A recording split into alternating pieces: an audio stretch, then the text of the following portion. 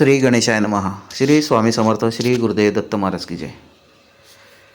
आज आपण विजया एकादशी व्रताची जी कथा आहे ती कथा ऐकणार आहोत.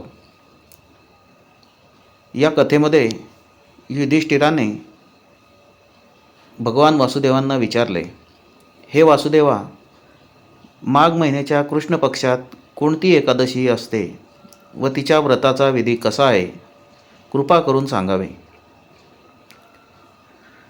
भगवान श्रीकृष्ण म्हणाले, युधिष्ठिर, एकदा नारदांनी ब्रह्मदेवाला माघ महिन्याच्या कृष्ण पक्षातील विजया एकादशीच्या व्रताने मिळणाऱ्या पुण्याविषयी विचारले होते आणि ब्रह्मदेवाने या व्रताविषयी त्यांना जी कथा व विधी सांगितला होता तो ऐका.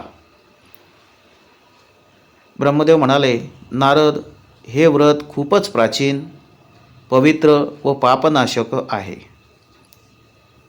हे राजांना विजय प्रदान करते, यात यत्किंचितही संशय नाही. त्रेतायुगात मर्यादा पुरुषोत्तम श्री रामचंद्र जेव्हा लंकेवर चढाई करण्यासाठी समुद्राच्या किनाऱ्यावर पोहोचले तेव्हा त्यांना समुद्र पार करण्याचा कोणताही उपाय सुचत नव्हता. त्यांनी लक्ष्मणाला विचारले, सुमित्रानंदन, कोणत्या उपायाद्वारे हा समुद्र पार करता येऊ शकेल? हा अत्यंत अगाध आणि भयंकर जलजंतूंनी भरलेला आहे. मला असा कोणताही उपाय दिसत नाही ज्यामुळे हा सुलभतेने पार केला जाऊ शकेल. लक्ष्मण म्हणाले, हे प्रभू, आपणच आदिदेव आणि पुराण पुरुषोत्तम आहात. आपणापासून काय लपलेले आहे?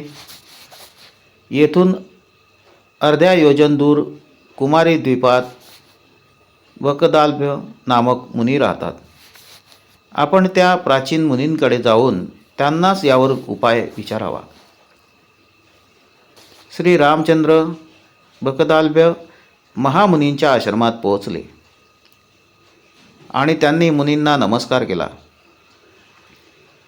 महर्षींनी प्रसन्न होऊन प्रभू श्रीरामांना आगमनाचे कारण विचारले. प्रभू श्रीराम म्हणाले, ब्रह्मन, मी लंकेवर स्वारी करण्याच्या उद्देशाने आपल्या सैन्यासह येथे आलो आहे. मुनीश्वर, आता जेणेकरून समुद्र पार करता येऊ शकेल, कृपया असा उपाय सांगावा. वकदाल्भ्य मुनी म्हणाले, हे श्रीराम, माघ महिन्याच्या कृष्ण पक्षात जी विजया नामक एकादशी येते तिचे व्रत केल्याने आपला विजय होईल. निश्चितच आपण आपल्या वानर सेनेसह समुद्र पार करून जाल. राजन, आता या व्रताचा फळदायक विधी ऐकावा. दशमीच्या दिवशी सोने, चांदी, तांबे किंवा मातीचा एक कलश स्थापन करावा. तो कलश पाण्याने भरून त्यात पाने ठेवावीत. त्याच्यावर भगवान नारायणाचा सोन्याच्या मूर्तीची स्थापना करावी. नंतर एकादशीच्या दिवशी पहाटे स्नान करावे. कलशाची पुन्हा स्थापन करावी.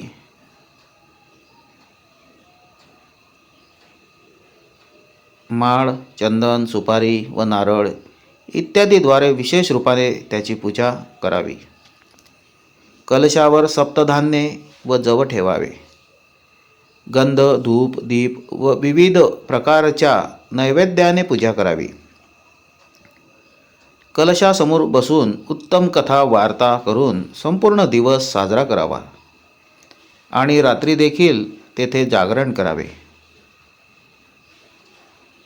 हे करत असताना अखंड व्रताच्या सिद्धीसाठी तुपाचा दिवा लावावा. नंतर द्वादशीला सूर्योदय झाल्यावर तो कलश एखाद्या जलाशयाजवळ, नदी, झरा किंवा तलावाकाठी स्थापित करावा व त्याची विधिवत पूजा करून देवाच्या प्रतिमेसह तो कलश वेदवेत्ता ब्राह्मणांना दान करावा. कलशाबरोबरच आणखीही मोठमोठे दान केले पाहिजे. श्रीराम, आपण आपल्या सेनापतींसह या विधीने प्रयत्नपूर्वक विजया एकादशीचे व्रत करावे. यामुळे आपला विजय होईल. ब्रह्मदेव म्हणाले, नारद, हे ऐकून प्रभू श्रीरामांनी मुनींच्या सांगण्यानुसार त्यावेळी विजया एकादशीचे व्रत केले. ते व्रत केल्याने श्रीरामचंद्र विजयी झाले. त्यांनी युद्धात रावणाला मारले, लंकेवर विजय मिळविला व सीतामातेला प्राप्त केले. पुत्र, जे लोक या विधीने व्रत करतात त्यांना इहलोकी विजय मिळतो व त्यांचा परलोकही अक्षय टिकून राहतो.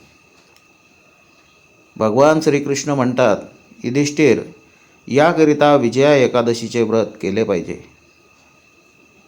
हा प्रसंग ऐकल्याने व वाचल्याने वाजपेय यज्ञाचे फळ प्राप्त होते. अशा प्रकारे आज आपण विजया एकादशी व्रताची कथा ऐकली.